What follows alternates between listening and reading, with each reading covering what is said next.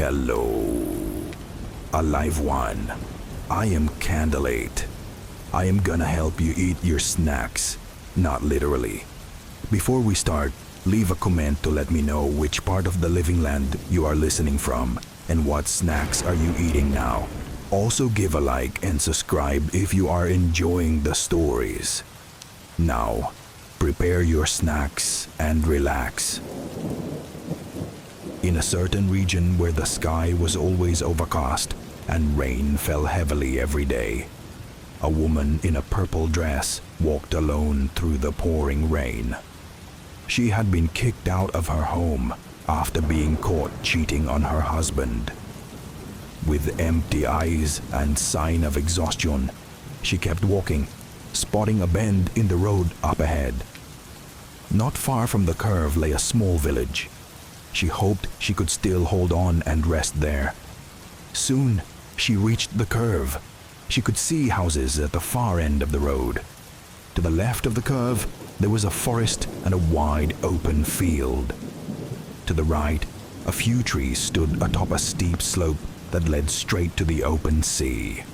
Suddenly, a green and red mini cover van sped from behind and struck the woman.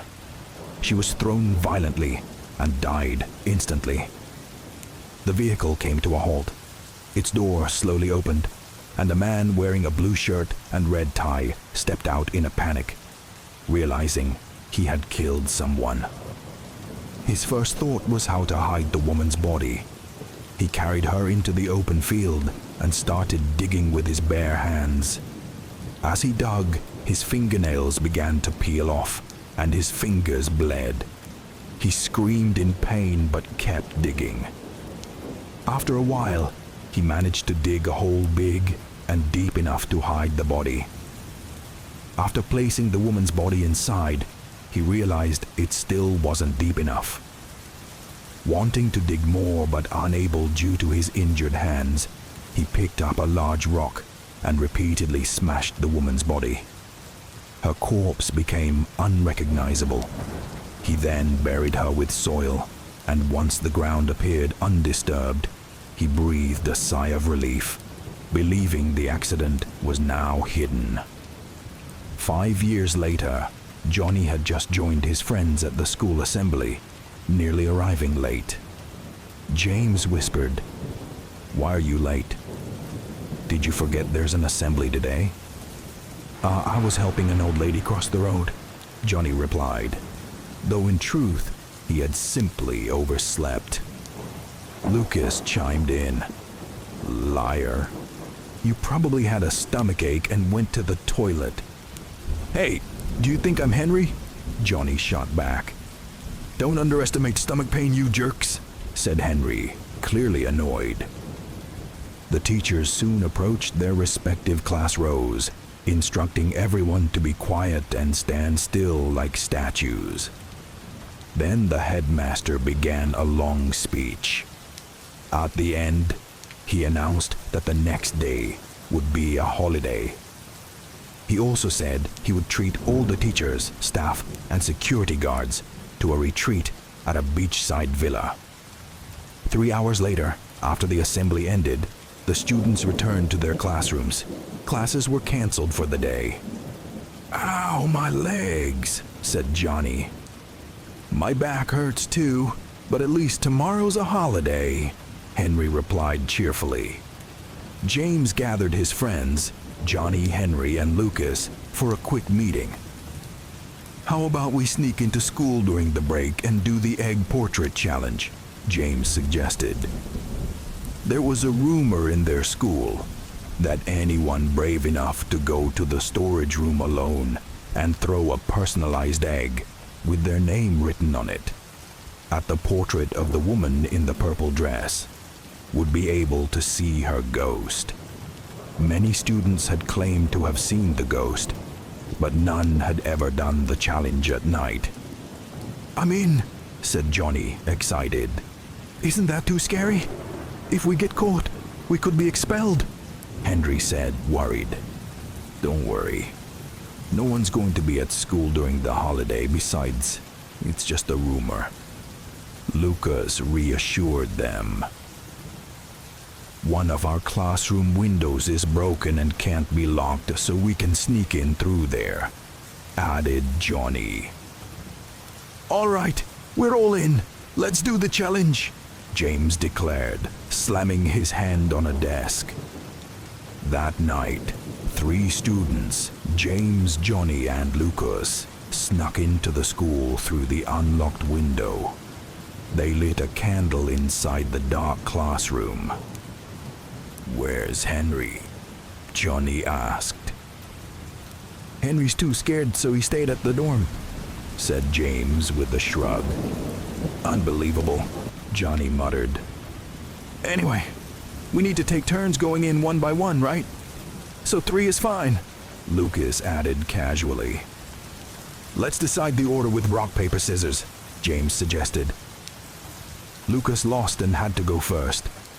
As he was preparing, rain poured down heavily, accompanied by thunder and lightning. The storm made Lucas even more anxious. "Off you go! Hope you come back alive," Johnny joked with a nervous grin. Lucas grabbed the flashlight and the egg with his name on it, tucked it into his pocket, and left the classroom, heading into the dark corridor. The only light source was his flashlight, and anything outside its beam was completely black. He slowly made his way upstairs. Suddenly, a huge lightning strike startled him. Flashes of lightning followed, at least 3 every 2 minutes. Lucas was shaken, but pressed on. The storage room was near. Then, a window burst open from the wind, knocking his flashlight from his hand. He groped around and managed to find it, but it was broken. He smacked it, hoping to fix it, but it remained dead. The atmosphere grew even more intense. In the darkness, Lucas pushed through.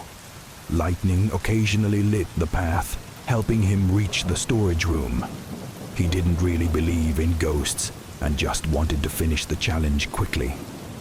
Once inside, he waited for lightning to light up the room so he could see the portrait. A bolt of lightning flashed, and Lucas froze. The portrait was far scarier than he had imagined. He stood still for minutes. Once calm, he threw the egg at the portrait. Nothing happened. Relieved, Lucas approached to check if the egg had hit. As another lightning bolt illuminated the room, he noticed something strange. The portrait was actually a window. Through it, he could see the school's field and garden. Stunned, he looked again. The woman in the purple dress vanished. Realizing he had been staring at a real figure outside, not a painting, Lucas collapsed in fear.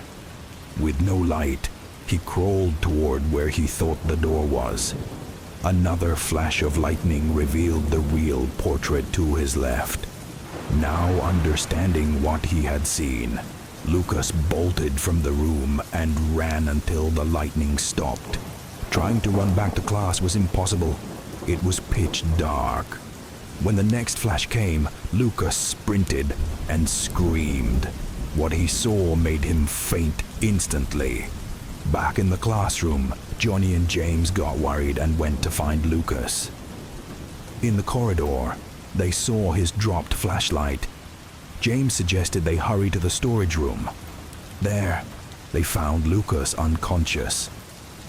James carried him on his back as they rushed back to the dorm. Later at the dorm, Lucas woke up.